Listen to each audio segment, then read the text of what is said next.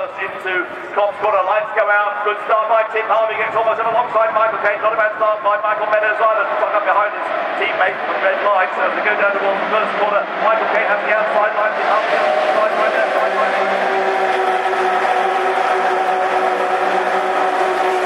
Jackson 6 is Ewan Hankey. That's 16 7th. Is Jonas Janssen is 8th.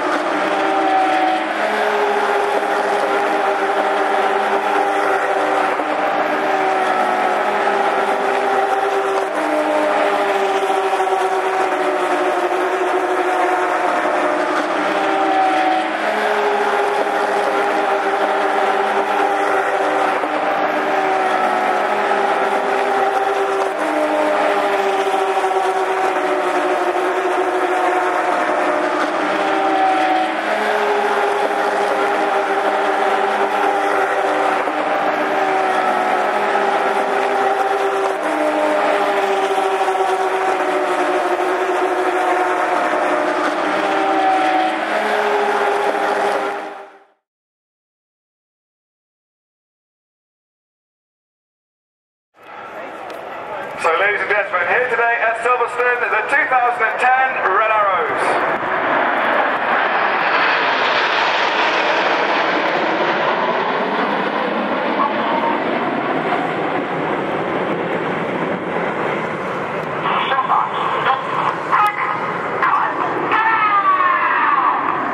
That's the pilots changing to short diamond formation as they pull up to a mile above us there at the start of the show.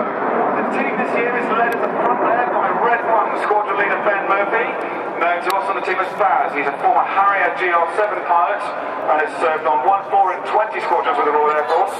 Baz is married, he's in his first year as team leader, he's a keen kite surfer and runner, and he's also got the team's best fancy dress costume, which is a rather fetching Barbie outfit, and we've had to see him wear it 3 times already this year. Believe me, it's enough to make a grown man cry. That's the pilots chasing to cranked arrow formation. You can see them out on the right-hand side there. 8 and 9 have got their smoke on as they crank the tips of this arrow forward, giving the formation its name. Now the highest man, as we look at them out on the left-hand side of the shape, is Red 9, Flight Lieutenant Simon Ray. And we call him Kermit because he sounds like Kermit the Frog on the radio. But that might be because he's from New Zealand.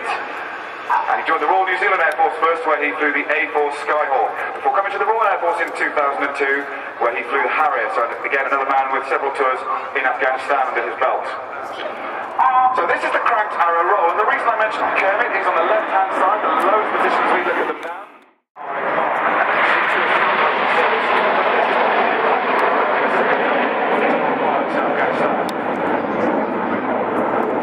Kirsty's in her first year on the team this year. She's a keen outdoor sportswoman. She likes mountain biking, climbing, running, kayaking.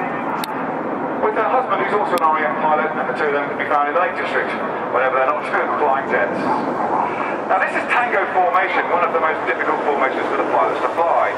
The 2 straight lines in this formation that make up the T-shape are extremely unforgiving. The slightest error in position will be visible to us here on the ground. And of course we want to put on a perfect display for you, so the pilots are going to be working particularly hard to make this shape. Now you've got to remember they're just 6 to 8 feet from each other as they fly these formations, and this is all flown at 400 miles an hour.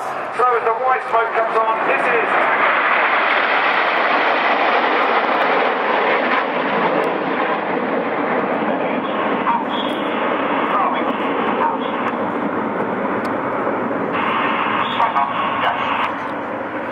So Red 1 calls for the smoke to go off as they change to Apollo formation. Apollo formation, we'll see it shortly, is named after the Eagle landing craft of the 1969 Apollo 11 lunar landing missions. Now as we're a formation display team, I'll tell you a little bit about how the pilots do what you see here today. All of them hold their positions by reference to the lead aircraft alone. So they're all looking at Red 1 at the front. You can imagine then that in these big wide formations, some of the pilots towards the back and the sides of the formation have real difficulty seeing red one because there are aircraft between them and him. So that makes it all the more difficult, and this is why we put the most experienced pilots in those positions. And making the back or right-hand side of our formation today, the highest man as we see it just above the tree line over there now, is a red 4 by Lieutenant Dave Davis. We know him as Horse on the team, and he's his second year on the team. He's our Welsh representation. He was born in Colwyn Bay in North Wales. He grew up there, went to Brunelli at school. And he's got a degree in mechanical engineering from the University of Manchester. He's also a former fighter pilot, having flown the Tornado F3, one of the aircraft that provides the UK's operational air defence, and also that formerly of the Falkland Islands. He's also been a solo display pilot in this aircraft, the Hawk, the one we're using to fly the Red Arrows, which is the RAF Fast Jet Trainer.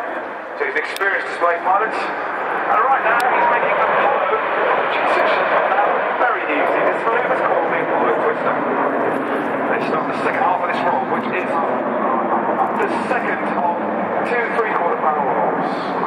Now I'm just listening to the radio, and Red One is telling us that there's another aircraft infringing the display airspace here today. Display now, and we're going to continue with the second half of the display. Now, in the first half, you were watching all of our graceful 9-ship manoeuvres. That's the whole team operating as one unit.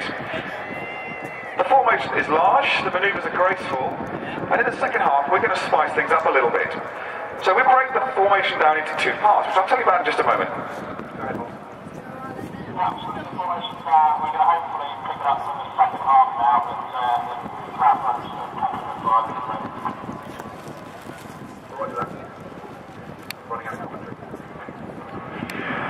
Okay, I just spoke to Red One again. He says that the gliders are still infringing the display area down to the south of the field here, which is a real disappointment and frustration.